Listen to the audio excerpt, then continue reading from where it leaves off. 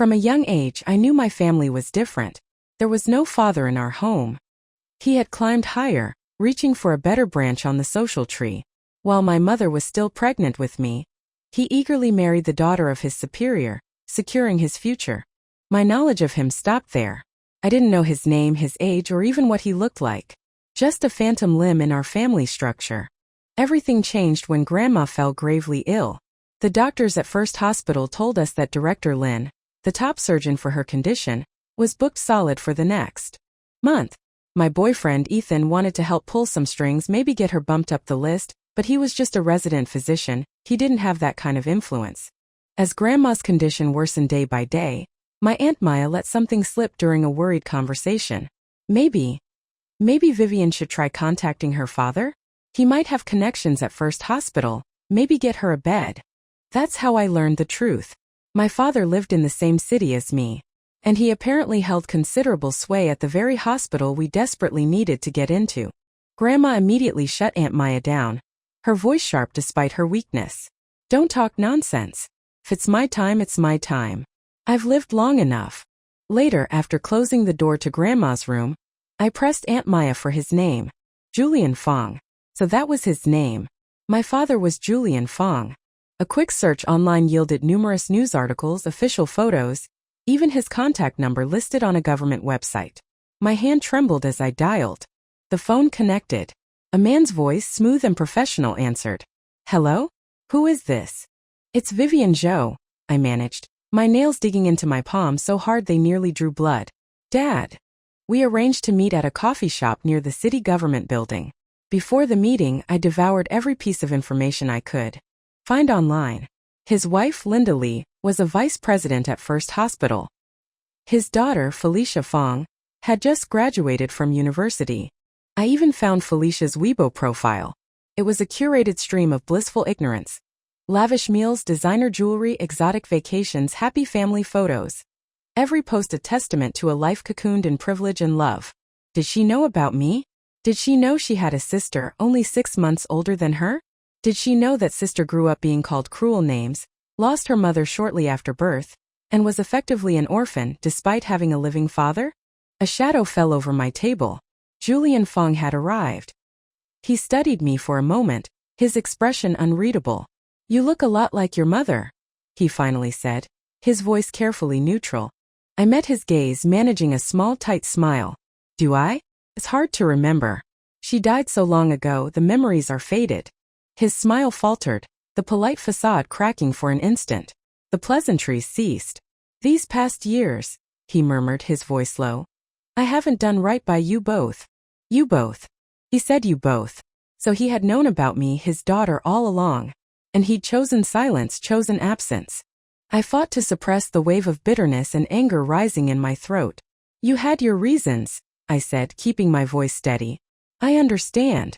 A look of relief flickered across his face. You've grown into such a fine young woman, he said, leaning back slightly. If there's anything you need, anything I can do, just ask. This was the opening I needed. My grandmother is sick, I stated plainly. Very sick. We can't get an appointment with Director Lin at First Hospital for her surgery. Can you? Can you help?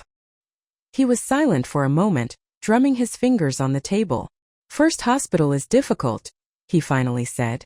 What about the university-affiliated hospital? Director Lin is the leading expert for her condition, I insisted, refusing to be easily dismissed. If the affiliated hospital were adequate, I wouldn't have presumed to call you today. Besides, I added, pressing the point, your wife is the vice president at First Hospital. Isn't that more convenient? A strained smile touched his lips. You don't understand, Vivian. That's precisely why it's difficult. He avoided my eyes, his gaze shifting to the bustling street outside the window. Pedestrians hurried past, autumn leaves drifting down from the plane trees. Suddenly it clicked. His wife didn't know about me. And even more clearly, I understood that the stability of his carefully constructed family life weighed far more heavily on his scales than my grandmother's life. Julian Fong turned back, his decision made. Here's what I can do. I'll contact a friend at the affiliated hospital, get your grandmother admitted there first. I'll transfer 20,000 yuan to you for medical expenses. If it's not enough, let me know. My own father. Trying to pay me off. And in his eyes, my grandmother's potential survival, my desperation, was worth a mere 20,000 yuan. I don't need money, I said, my voice dangerously quiet. I started my own photography studio during university. It might not be as profitable as your ventures, but I'm not resorting to extortion. A flash of embarrassment crossed his face. That's not what I meant, of course not. It's my responsibility. He glanced pointedly at his watch. Already preparing to leave. Let's leave it at that for now. I'll call you once I've arranged things with my friend at the affiliated hospital. I'll give you 100,000. I interrupted, my voice sharp. You arrange for Grandma to be admitted to First Hospital. He frowned, a flicker of paternal authority surfacing. Vivian, what kind of talk is that? Don't be unreasonable. Unreasonable? How many times did I have to explain? Besides the cancer, Grandma suffered from multiple chronic conditions. The treatment standards at the affiliated hospital were simply not comparable to First Hospital. First, she might have a fighting chance. At affiliated, she would just be waiting to die. How could I let her just wait to die? This was the woman who chased away the neighborhood kids who taunted me. The woman who stayed up all night, nursing me through fevers. The woman who, well into her 70s, still threaded beads late into the night to save money for my tuition. She was the only family I had left. Julian Fong raised his hand, signaling the waiter. Check, please. I followed him out of the coffee shop, calling softly, desperately, Dad. He turned back impatiently. Vivian, don't make me. Without thinking, I dropped to my knees on the pavement, my voice trembling. Please, Dad. I promise, no one at First Hospital will ever know about our connection. I swear I won't interfere with your family. Please, I'm begging you. He stood there in silence for a long time. I could see the calculation in his eyes, weighing his daughter's tearful plea against the risk of disrupting his comfortable, curated life. Finally, he told me to go home and wait for his call. Hope surged through me. I thought he'd agreed. I rushed back to Grandma's bedside, excitedly telling her, Grandma, Director Lin is going to operate soon. Everything will be okay. Director Lin? The top surgeon at First Hospital? The one who fixes everyone. Grandma's face remained impassive, no trace of a smile. Your cousins tried pulling strings and couldn't get me an appointment. How could a young girl fresh out of university manage it? I quickly fabricated an excuse. My senior from university, Ethan Chang? He's a doctor at First Hospital now, remember? You met him once. The old woman's eyes sharpened. Did you go see your father? My words caught in my throat, stumbling over the lie. Grandma's usual gentle demeanor vanished, replaced by a fierce intensity. Vivian, she said, her voice raspy but firm. Even in the hardest times I never went to him. Do you know why? Because I wanted you to live your entire life knowing he owes you. Not the other way around. Tears streamed down my face. But you're sick, Grandma. You're so sick. If it means you live longer, what does it matter if I owe him? A person lives on their dignity, Grandma stated coldly. Julian Fong looked down on my daughter, looked down on my granddaughter. Well, this old woman looks down on him too. I don't want his charity. My sobs intensified. But I need you. I need you to live. What will I do without you? A violent coughing fit seized her. I frantically patted her back, murmuring, Okay, I won't talk about it anymore. Her coughing gradually subsided, and she lay back against the pillows, exhausted. I raised your mother and I raised you, she whispered, her breath shallow. Both strong, beautiful, capable women. This old woman has lived a full life. It's enough. She reached out, her rough fingers wiping away my tears. Her hands, spotted with age, felt just as warm, just as gentle as they always had in my memory. Little fish, she murmured, using my childhood nickname. Everyone leaves eventually. No one stays with you forever. You have to be strong. Do you understand? Choking back sobs, I nodded. I didn't know those would be the last words she ever spoke to me. The next morning I made breakfast and called out to her. There was no answer. I went into her room. The sunlight streamed through the curtains, illuminating the dust motes dancing in the air. My grandmother lay still, peaceful. She wasn't breathing. Her eyes would never open again. Aunt Maya and Uncle Ben helped with the funeral arrangements. I knelt before her portrait, weeping uncontrollably. My grandmother was a stubborn, proud woman. Widowed young, she never remarried, working tirelessly, running a breakfast stall, collecting scrap metal to raise my mother alone. After my mother died, young Grandma, despite her own grief of losing a child, didn't crumble. She pulled herself together for me, resurrecting her old street food cart, selling late-night snacks in the night market. Even the city inspectors often turned a blind eye, seeing this elderly woman, older than their own parents, working so hard. Such a strong woman. Such a fiercely proud woman. And in the end, she refused to let me be indebted to Julian Fong, choosing instead to simply let go. Why were you so stubborn, Grandma? Why? Burning incense ash fell onto the back of my hand. It stung, hot and painful, but it was nothing compared to the searing agony in my heart. My best friend Lucy Xia, who worked in administration at First Hospital, gently pulled me away, ran cool water over the burn and then simply held me. Vivian, she whispered, you still have me. After the funeral, sleep refused to come. My appetite vanished. My mind felt numb, adrift. The team at my photography studio suggested, tentatively, that I take some time off. I considered it, but what was the point? Life moves forward, doesn't it? Insomnia? Fine. More time to edit photos late into the night. Can't eat? Even better. People struggle so hard to lose weight. I buried myself in work, using deadlines and client demands to build a fortress against grief, refusing to allow even a sliver of sadness to penetrate. Until one morning, waking late, I drifted zombie-like to the fridge. Inside, I saw a bag of cranberry toast, my favorite kind. I didn't remember buying it. Maybe Lucy had left it. As I reached for it, I noticed the expiration date. It had expired. The production date stamped on the label was 3 days before Grandma died. Suddenly, the dam broke. Clutching the plastic bag, I sank to the floor in front of the open refrigerator and howled. The reality I had been so desperately suppressing, Grandma is gone, crashed over me like a tidal wave. It hurt. God, it hurt so much. Her spider plant in the window was still green and vibrant, but the goldfish in the tank, unfed, floated belly up. The old rocking chair she loved, the one whose creaking I used to find so annoying, stood silent. The silence now felt vast, suffocating.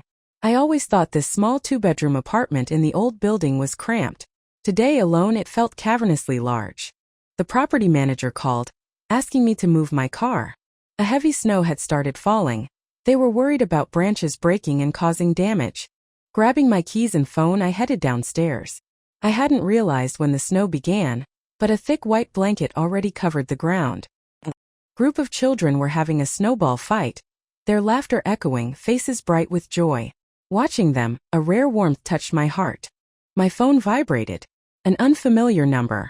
Hello. Julian Fong's voice came through the line. Vivian, I looked into it. First Hospital is absolutely impossible, but I've arranged for the best surgeon at the affiliated hospital to operate. Take your grandmother there for admission. Just tell them you're my cousin's niece. An icy chill spread through me, colder than the swirling snow. Today was truly bitterly cold. That won't be necessary, I interrupted, my voice flat. His tone sharpened. Vivian, don't be difficult. Do you have any idea how hard it was to get Dr. Su? I pulled a lot of strings to get the earliest possible slot. A dry laugh escaped my lips. It's not necessary, I repeated, because my grandmother passed away. His words choked off abruptly. Only the sound of his breathing remained on the line. Into the silence I asked calmly, evenly, Julian Fong, why wasn't it you who died? Beep beep beep. He hung up. My legs suddenly felt weak. Clutching the phone, I sank down into the snow, tears falling silently, melting small dark holes in the pristine white. A few days earlier, at Grandma's funeral wake, I had stayed up all night. As dawn broke, Aunt Maya gently urged me to rest, her own eyes red-rimmed. She said she pitied me, then cursed Julian Fong, calling him heartless. She told me the full story then. 20-odd years ago, Julian Fong and my mother were practically engaged. But then he met Linda Lee, saw the advantage her family connections offered. He began pursuing Linda while still leading my mother on, promising marriage, keeping her as a backup in case his ambition failed. By the time he successfully married Linda Lee, my mother was already 7 months pregnant. He offered her 10,000 yuan hush money, demanding she get an abortion. My mother, unlike him, wanted her child, refused his money, prepared to face the gossip and judgment alone. But fate, it seems, is cruelly unfair. The victim suffered. The betrayer thrived. while Julian Fong's career soared. My mother died in childbirth on the operating table. When Grandma begged him to come see my mother one last time, he refused, saying he was busy entertaining his new father-in-law. Only now did I truly understand Grandma's fierce pride, her refusal to seek his help, her final words. I want you to live your entire life knowing he owes you, not the other way around. She knew long ago that Julian Fong was a man devoid of conscience, ruled solely by self-interest. And I had been sheltered for too long, naive enough to forget that such calculating, callous people exist in the world.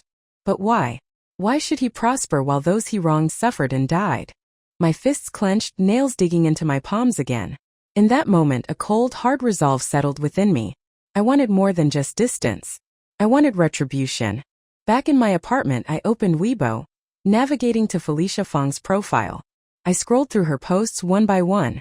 Still the picture of carefree bliss, perpetual sunshine. Just a short while ago she'd posted, "Daddy's the best.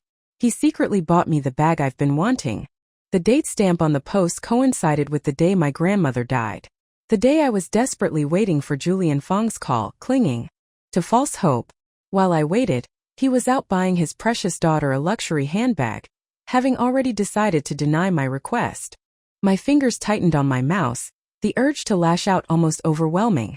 I forced myself to breathe, channeling the anger into meticulous focus. I scrolled through her entire feed, from the latest post back to the very beginning. One post caught my eye: photos from Julian Fong's birthday celebration. A family portrait in a private dining room. Julian Fong seated at the head of the table, a large cake centered before him, candles flickering as he made a wish. I saved the photo, zooming in, circling one specific detail. An idea began to form. A way to retaliate. I called a former client, Mrs. Huang, for whom I'd done a family portrait session. Her young daughter had taken photography lessons from me for a while. Wanting to build goodwill, I hadn't charged for the main session and even threw in a short music video style shoot for the daughter. Now it was time to call in that favor. "Hello, Mrs. Huang. It's Sophie Zhou. You mentioned before where your husband works." Mrs. Huang's husband worked in the same government bureau as Julian Fong.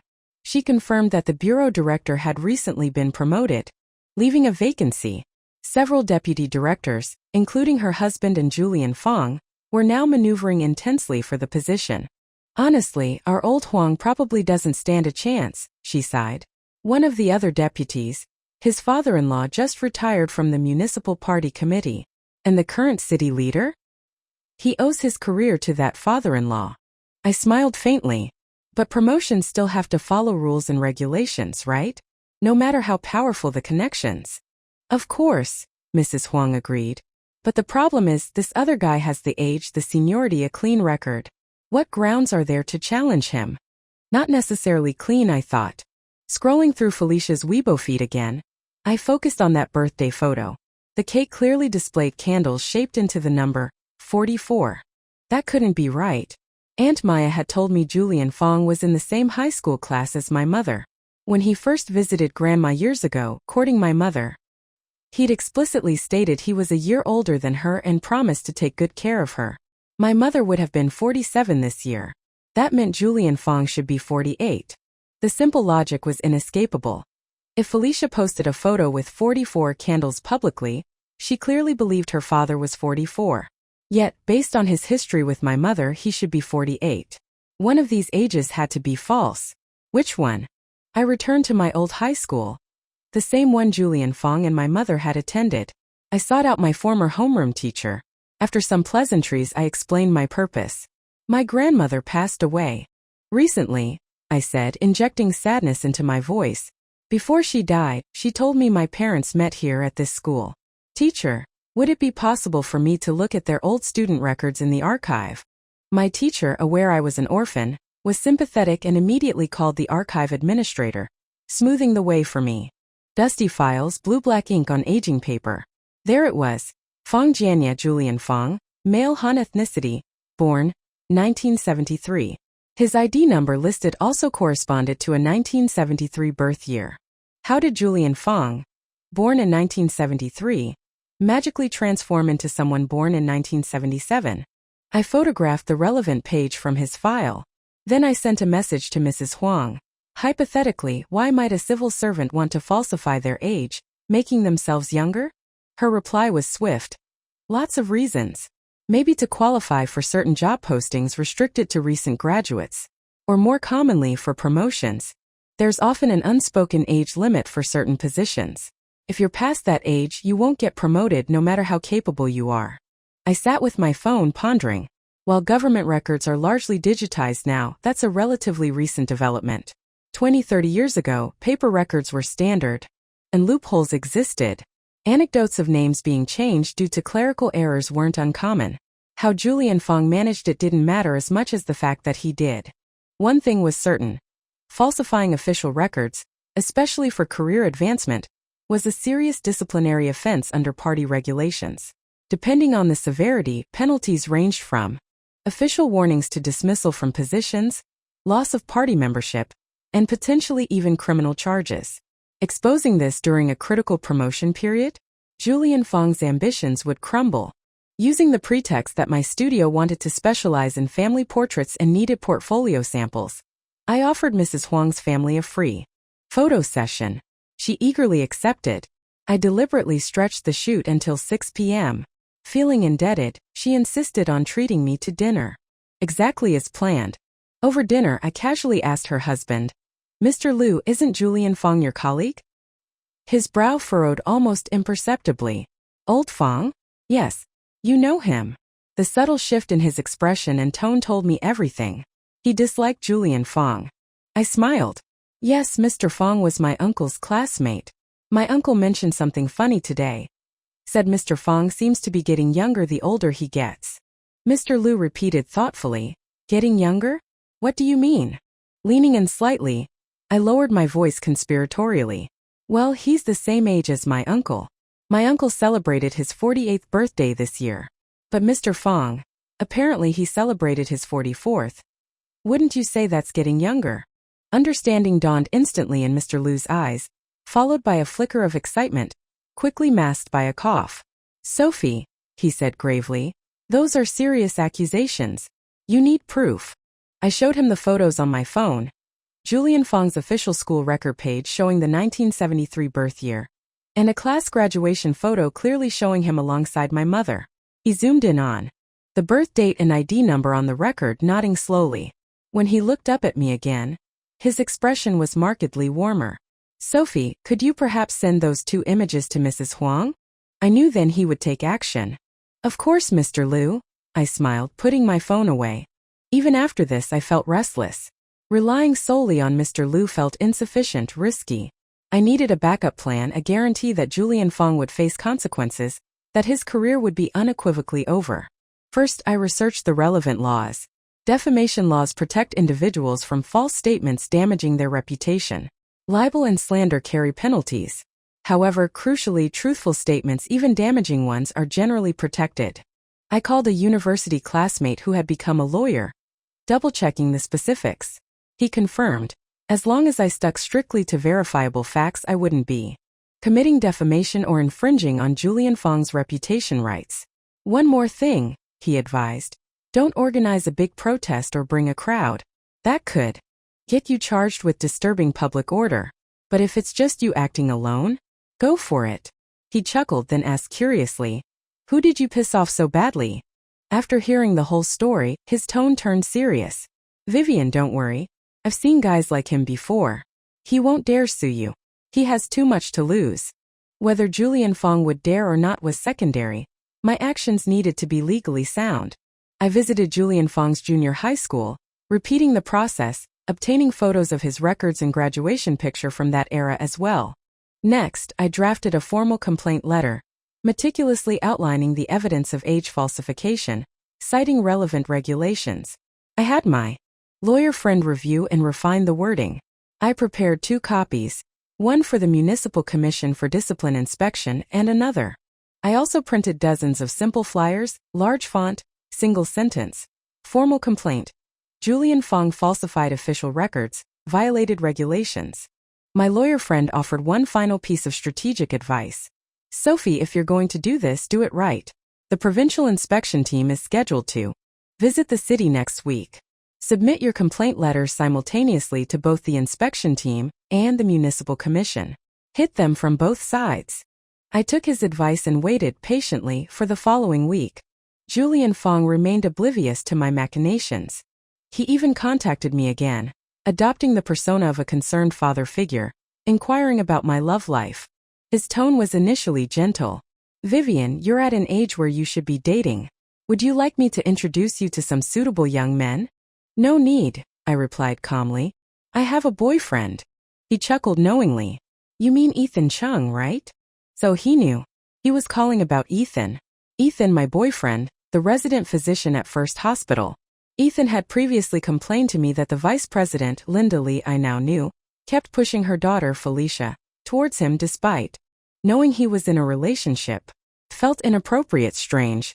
Back then I just thought Linda and Felicia were shameless. I didn't realize the tangled web connecting them all. Small world indeed. The unscrupulous always seem to find each other. "Looks like you know everything," I confirmed coolly. His voice took on a patronizing tone. "Do you know what kind of family Ethan comes from? People like him marry within their own circle, Vivian. Girls from similar backgrounds. With you he's just playing around." Feigning concern for me, while actually trying to clear the path for his own daughter, Felicia. The calculation was so transparent. At this point, I didn't even feel sad, just a detached curiosity. Did he genuinely love his daughter? Or did he just love the status and benefits she represented? A humorless smile touched my lips. "And Felicia Fong is a suitable match?" A flicker of smug pride crossed his face. "Of course. How could you possibly compare yourself to Felicia?" He stopped abruptly, catching himself glancing at my expression. He cleared his throat. "Of course you shouldn't lose heart either. If things don't work out with Ethan, I can introduce you to other promising young men." I stared at him as if he were some alien creature, clad in expensive clothes, yet harboring such ugly transactional views of human relationships. "You abandoned my mother to marry into a powerful family," I said softly, dangerously. "Do you assume every man in the world is as opportunistic as you? Take a look in the mirror, Julian Fong. You're disgusting. And Ethan? I'm keeping him." His face darkened. "Vivian. So you were targeting Felicia all along. You're so young yet so manipulative. If you have issues, take them up with me. Don't hurt Felicia. She's innocent, naive, not like you, already so calculating at your age." The audacity. He was practically begging for a verbal lashing. "Your daughter is innocent?" I scoffed. "Did she learn her skills in pursuing unavailable men from you? Perhaps you didn't know?" She showed up at Ethan's apartment at 10 o'clock at night, knocking on his door. Is that the behavior of a well-bred young lady from a respectable family? Julian Fong exploded. "Vivian, watch your mouth." My anger suddenly cooled, replaced by a chilling calm. I looked at him, a faint pitying smile on my face. "Julian Fong, don't contact me again. Go live your life with your precious wife and perfect daughter." After hanging up, I did some more digging. I researched the municipal party committee leadership from the past decade. Sure enough, I found a prominent figure surnamed Lee, whose age and tenure matched the timeline. A man with significant power. No wonder Julian Fong had been so eager to marry into that family. I cross-referenced his tenure with appointments at the Discipline Inspection Commission, looking for potential connections, individuals whose careers might have benefited from Mr. Lee's influence. Most of the time, I wanted to believe in the integrity of public servants. But today, facing Julian Fong's calculated cruelty, I had to assume the worst, consider the possibility of a network protecting him. I made a final decision. I wouldn't risk submitting the complaint locally. I would send it directly solely to the provincial inspection team. I had nothing left to lose, but Julian Fong had everything, and he was going to pay. Monday arrived. Official announcements regarding the provincial inspection team's visit appeared across government media platforms. Their contact information, including email addresses for submitting complaints, had already been published online a week prior, as required. At precisely 9 a.m., I opened my email client. I attached the meticulously compiled PDF containing all the evidence, school records, photos, timelines. I pasted the text of my formal complaint letter into the body of the email. I typed in the inspection team's official address. And I pressed send. Message sent successfully. I sat quietly in front of the computer, staring at the blank screen long after it went dark. The adrenaline faded, leaving behind a profound exhaustion. Maybe now finally I could sleep. The ringing phone woke me later. A landline number displayed on the screen. I swung my legs out of bed, opened the window, and let the cold air clear my head before answering. Hello. As anticipated, it was the first provincial inspection team. They informed me that mine was the first formal complaint email they had received since arriving in the city. They were taking it very seriously and had already begun verifying the information. They confirmed discrepancies between Julian Fong's current official file and his earlier school records. However, they noted, his current official ID card did indeed state his birth year as 1977. There was a slight pause as if waiting for my reaction. I smiled faintly. Have you considered the issuance date of that ID card? If his initial registration occurred before the system was fully digitized, isn't it plausible that the information could have been altered or fabricated back then? Erasing a number on a paper form and writing a new one wasn't exactly high-level espionage, especially when, just a few years before Julian Fong entered public service, his father-in-law happened to be the head of the Public Security Bureau, the very system overseeing household registration and identification. Did I really need to spell out the connection? Another brief pause on the line. Then the voice continued. They conceded the possibility and assured me they would investigate further, looking for original birth records or any documentation predating potential ID alterations. I added another point. Normally, individuals don't have access to their own sealed personnel files. They're transferred directly from school to employer. How did Julian Fong access his files to alter information that was correct during his junior high and high school years? Someone must have helped him. Furthermore, his file has survived multiple routine audits by the organization department without this discrepancy being flagged. Perhaps the person protecting him holds significant influence. The voice on the other end acknowledged my implication. They reassured me that the purpose of the inspection team was precisely to address such issues, enforce party discipline, and conduct thorough political examinations. They would investigate my claims rigorously, and if any other officials were found complicit, they would not be shielded. Finally, they promised that during their 2-month deployment in the city, a dedicated team would handle my case specifically, and they would provide me with an update as soon as possible. Feeling a sense of cautious optimism, I ate lunch. Just as I finished, Lucy texted me, bursting with hospital gossip. Apparently, during a major hospital-wide meeting, Vice President Linda Lee had been abruptly invited away by officials for questioning. I smiled silently. The inspection team worked fast. Things were likely chaotic for Julian Fong now, with both him and his influential wife under scrutiny. As vice president, Linda Lee also held party positions within the hospital, making her a prime target for the inspection team's review. Power, I reflected, is granted by the people, intended for their benefit, not for oppression or personal gain. When individuals become corrupted by power, they inevitably become targets of it, eventually discarded by the very system they sought to manipulate. Let the bullets fly, I thought grimly.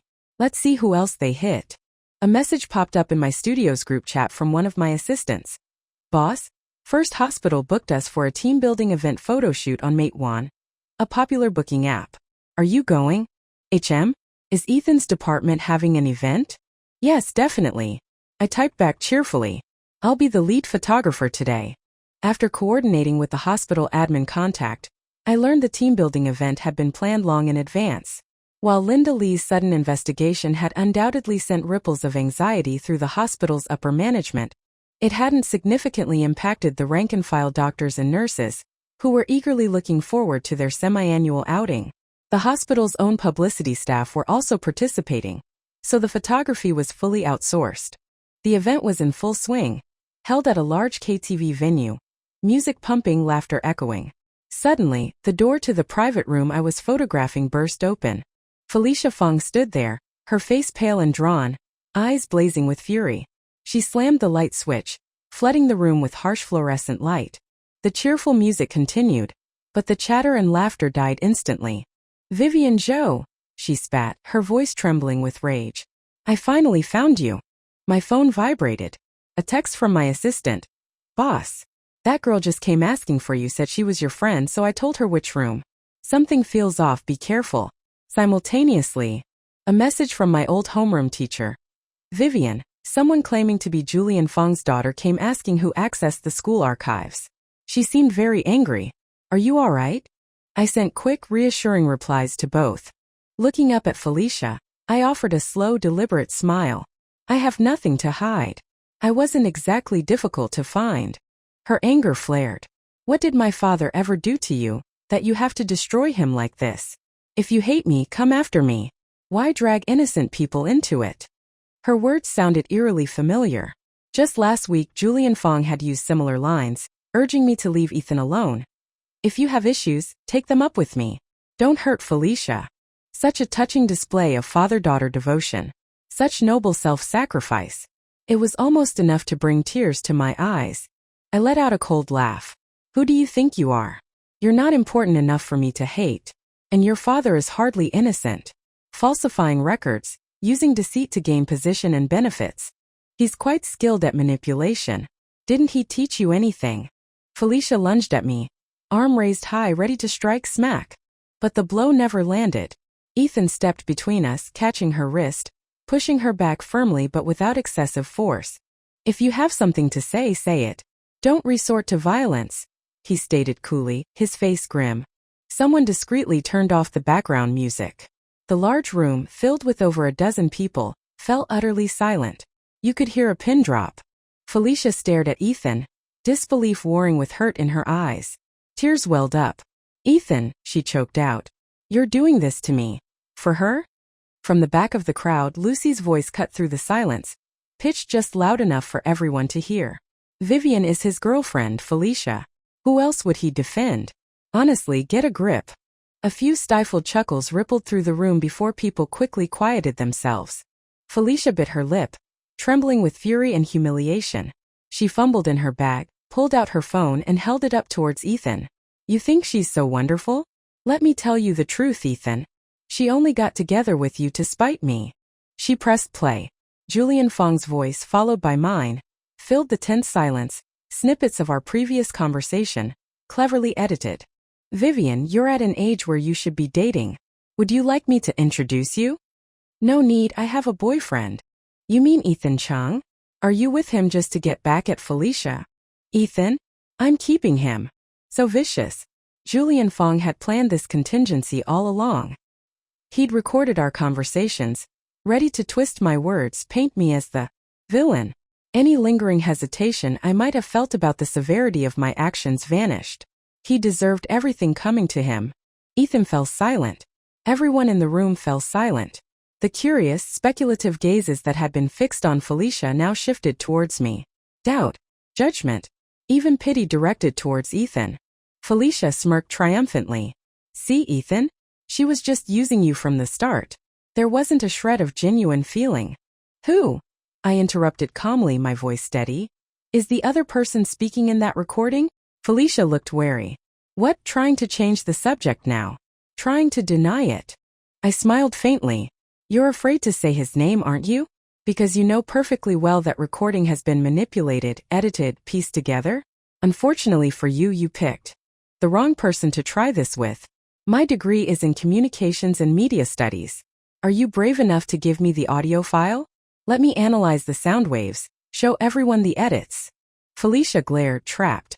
Of course you'd manipulate the results to favor yourself. Why should I give it to you? My smile widened. If you were truly confident, wouldn't you boldly declare the recording is completely authentic and I'm the one talking nonsense?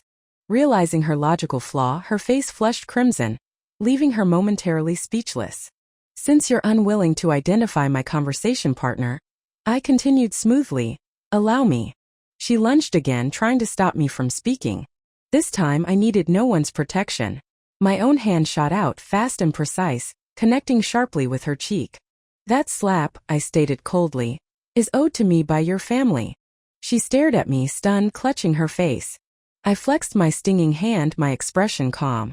The man I was speaking with is Julian Fang. Your father. And also, biologically speaking, mine. Decades ago, he met Linda Lee, your mother. Learning about her family's status, he decided to pursue her.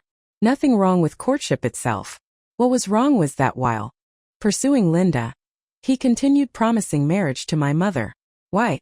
Because your noble father wasn't sure he could land the bigger prize. He needed a fallback plan.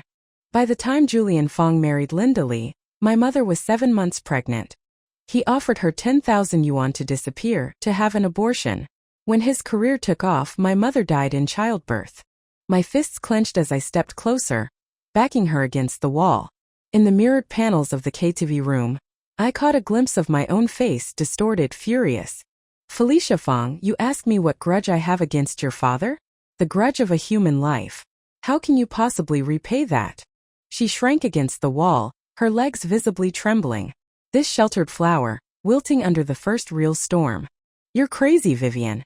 You're insane, she whimpered. I leaned close to her ear, my voice dropping to a venomous whisper only she could hear. You should be careful. Maybe one day I will go truly crazy. Maybe I'll find you and throw acid in your face. Her eyes widened in terror. She was utterly speechless. Stepping back, resuming a normal volume, I delivered the final blow, my voice light, almost casual. Oh, by the way, Felicia, that little detail about his age discrepancy? I found it thanks to your Weibo post. I offered the spoiled princess one last, chilling smile. So really, thank you so much for handing me such a perfect weapon. I turned and opened the door, letting the light from the hallway stream in. Addressing the stunned onlookers in the room, I gave a slight bow. My sincere apologies for disrupting your event. Next time drinks are on me. How about a trip to Yushan Hot Springs?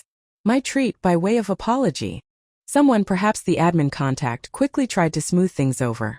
Hey, no worries, it's okay. Others murmured agreements. I registered their reactions, a bitter taste in my mouth. To them, this was just drama, juicy gossip for later. For me, it was ripping open old wounds, exposing raw pain. Human joys and sorrows are rarely shared. I didn't expect them to understand. My gaze lingered on Ethan. Since Felicia played the recording, he hadn't said a word. His expression was unreadable. I loved him genuinely, but I had hidden so much from him: my family history, the investigation into Julian Fong, the complaint letters. It wasn't about lack of trust. It was about shame. Yes, despite my outward bravado towards Julian and Felicia, I had to admit it. Ethan was too good, too normal. His life seemed untouched by the kind of darkness that shadowed mine. How could someone like me, the unwanted daughter, the orphan, ever truly belong in his world? Sometimes, waking in the night, seeing his peaceful sleeping face beside me, I'd wonder, what would he think if he knew the whole truth? What would his parents think? Unable to bear his inscrutable gaze any longer, I turned and walked out of the room, into the hallway, away from the wreckage. That evening, I received another call from the inspection team. They had concluded their investigation into Julian Fong's age falsification. It happened exactly as suspected. To meet eligibility requirements for a desirable government position back in the 90s, with his father-in-law providing cover, and the personnel system being less rigorous back then, the alteration went unnoticed or unreported. The inspection team stated that everyone involved, including retired officials, had been investigated and disciplined accordingly. They also mentioned uncovering other unrelated irregularities during the process. Post-18th National Congress anti-corruption efforts were strict, they emphasized. No exceptions were made, even for retirees. Violations resulted in demotions, dismissals, revocation of benefits. Julian Fong's father-in-law, implicated in abusing his power, would face further investigation. His comfortable retirement was over. Habitually, I checked Weibo. Felicia Fong's profile was wiped clean. All posts deleted except for her bio, ironically unchanged. This is Felicia's page. I have the best mom and dad in the world. A cruel joke.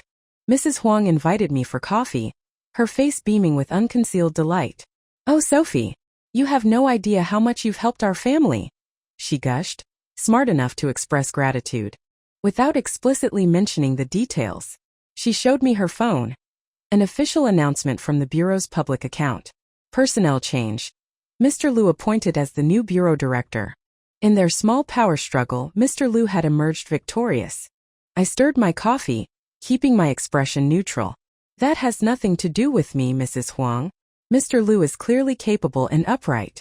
That's why the organization promoted him. She paused, then smiled approvingly. Yes, yes, of course. Sophie, you're young, but you speak and act with such maturity. Do you have a boyfriend? My nephew very handsome, just returned from studying abroad, still single. Perhaps you two could meet for dinner sometime. I took a sip of coffee. Bitter. It tasted like the inside of my heart. Auntie Huang. I already have a boyfriend. Even though that boyfriend hadn't contacted me since the KTV incident yesterday. After leaving the coffee shop, I walked slowly back towards my apartment complex. Snowflakes had begun to drift down again, dusting the twilight landscape. I saw a couple walking ahead, huddled together. The boy unwrapped his own scarf and gently draped it over the girl's head, shielding her from the snow. I stopped watching them, an ache in my chest. Their easy intimacy looked so warm, so enviable. Hesitantly, I pulled out my phone, opened WeChat, started typing a message to Ethan. Ethan, let's break up. My thumb hovered over the send button for a long time. Could trust, once broken, ever be truly repaired? Maybe I really wasn't good enough for him. Suddenly, panting breaths sounded behind me. A familiar, exasperated voice. It's snowing. Why aren't you using an umbrella? It was Ethan holding an umbrella, snowflakes dusting his shoulders.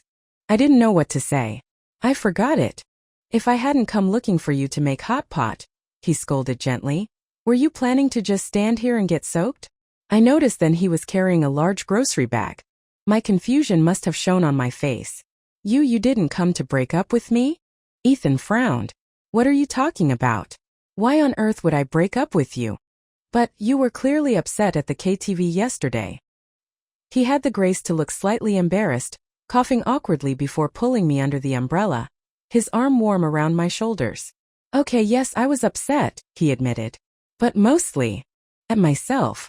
Vivian, we've been together for so long and I never knew how much pain you carried from your childhood. This wasn't what I expected at all. My eyes started to sting.